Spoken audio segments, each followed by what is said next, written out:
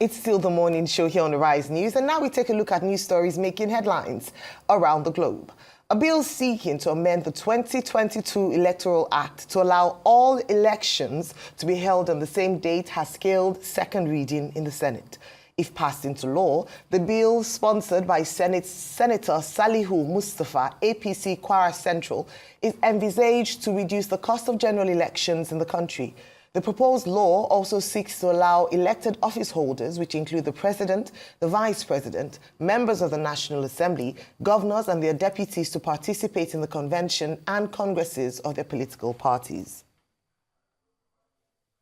The bill proposed holding an election on the same day and date to enable the government to minimize the cost associated with prolonged campaign periods and staggered elections. Same-day election will also increase voters' turnout and promote greater citizen engagement in the electoral process.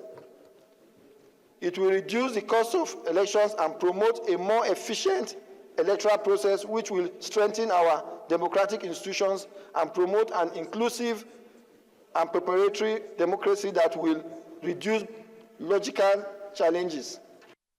All right, there we have it, Dr. Abati. The National Assembly has been quite busy in the last few days, and yesterday you had the conversation around about 80 bills, picking some of the 80 bills that were presented to the House. Your take on this story with regards to one day for all election cycles?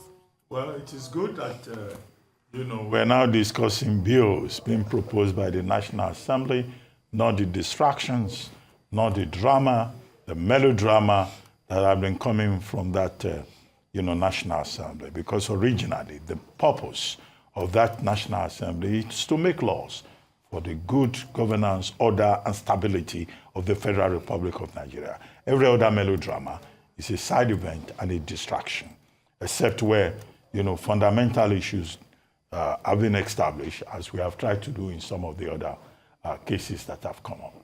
But now, let me deal with the issue. Now, the proposal that elections should be held one day was even proposed by the current chairman of the Independent National Electoral Commission, Professor Mahmoud Yakubu.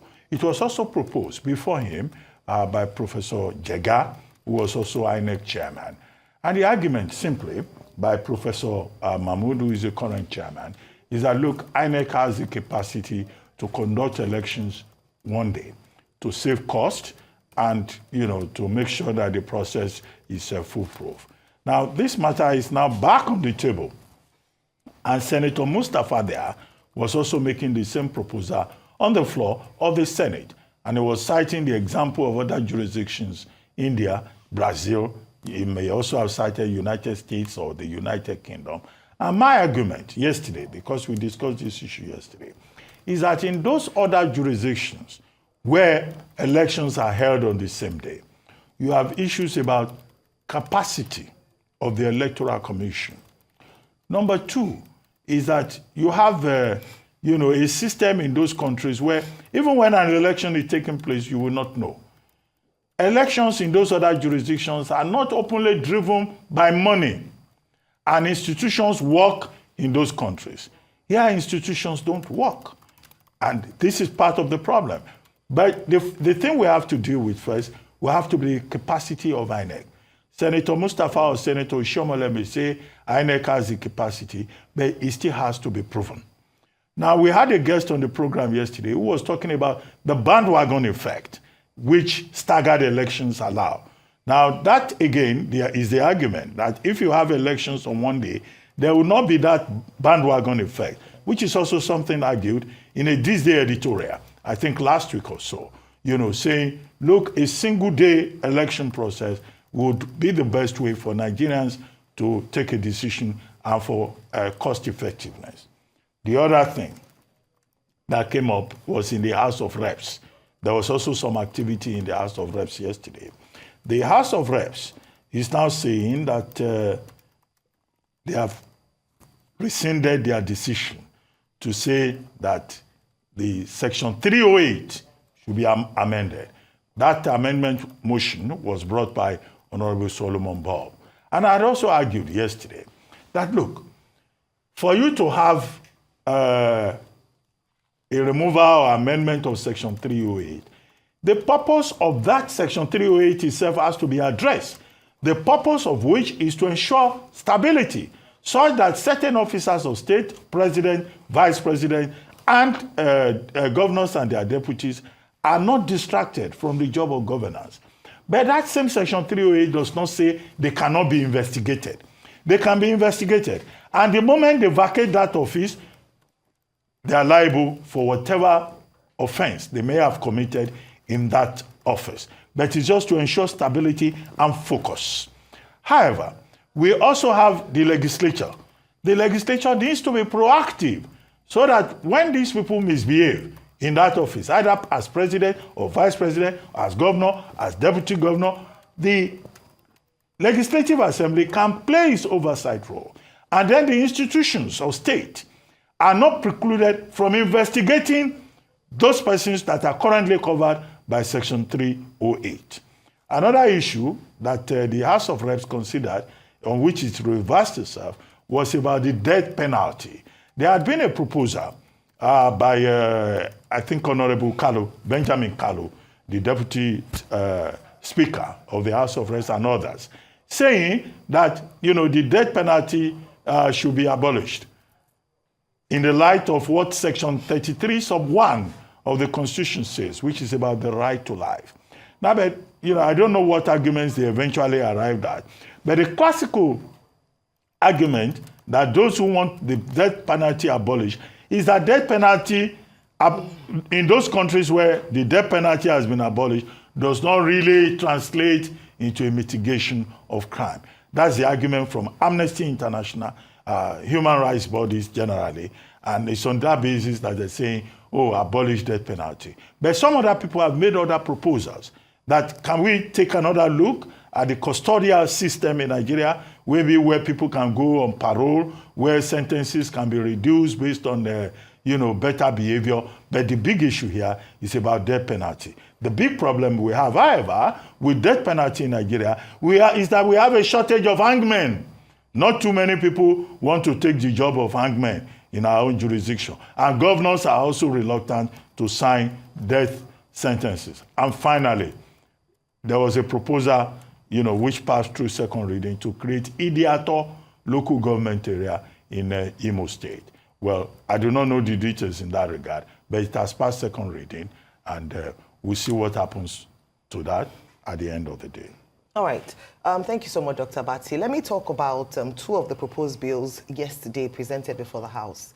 One has already been said, and I introduced earlier on, the same-day elections.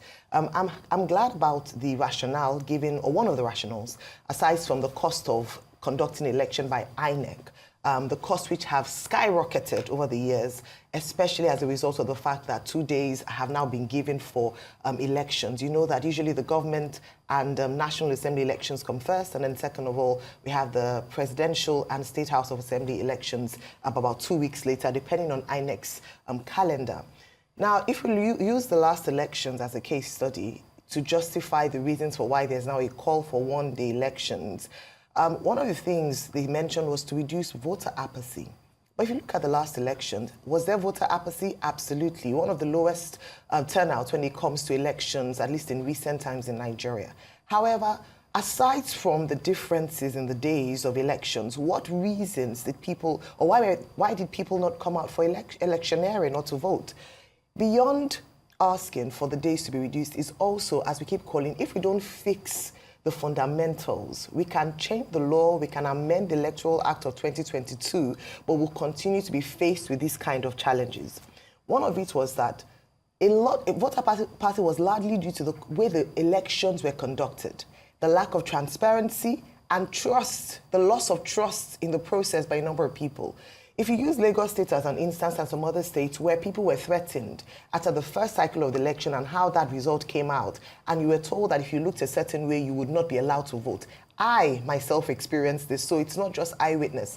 At my polling unit, I recall that it was after the first weekend of the elections, following the second week afterwards, it was dicey as to whether or not to go as a result of safety, insurance of safety of lives and property, and whether or not we would be allowed to exercise our franchise. At my polling unit, we had people who were stationed there to man the polling unit to ensure that anyone who wasn't seen to vote for a particular party would not be allowed to vote. These were the reasons why people didn't bother coming out. They saw the news, how the news was in terms of security. So if we're going to have election interest and participation, increased participation, we must address those concerns around IREV not working, BVAS not working, those niggling issues that means that if I come out to vote, it's just a waste of my time, which a number of people look at. So beyond this amendment, I think we should also look at the way that elections are conducted in INEC and whether or not the people have a trust in the process themselves.